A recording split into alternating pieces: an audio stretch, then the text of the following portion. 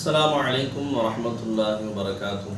لا إله إلا الله محمد رسول الله صلى الله عليه وسلم.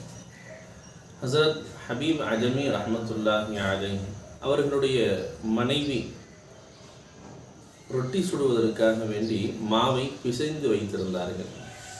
இப்போ மாவை பிசைஞ்சு வச்சுட்டு தாயார் அவர்கள் வெளியிலே சென்று விட்டார்கள். அப்பொழுது எஜமான் வீட்டில் இருக்கும் சமயத்தில் ஒரு யாசகர் ஏதாவது எனக்கு கொடுங்களேன் என்பதாக ஒரு முசாஃபிர் கேட்டாங்க.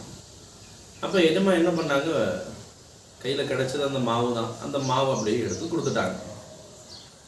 கொஞ்ச நேரம் கழிச்சு அவங்களுடைய மனைவி கேட்டாங்க, எஜமானே இங்கே வச்சுருந்த மாவு எங்கே தெரியலையே அப்படின்னு கேட்கும் பொழுது, இல்லைம்மா அதை ரொட்டி சுடுவதற்காக நான் கொடுத்து அனுப்பி இருக்கிறேன் என்பதாக சொன்னாங்க.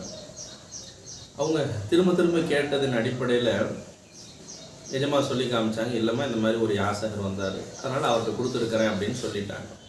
கொஞ்ச நேரம் கழிச்சு பிறகு திடீர்னு ஒரு நபர் எஜமானுடைய வீட்டுக்கு ரொட்டி ப்ளஸ் அதனுடனே கறியும் சேர்த்து இறைச்சியும் சேர்த்து கொண்டு கொடுத்தாங்க.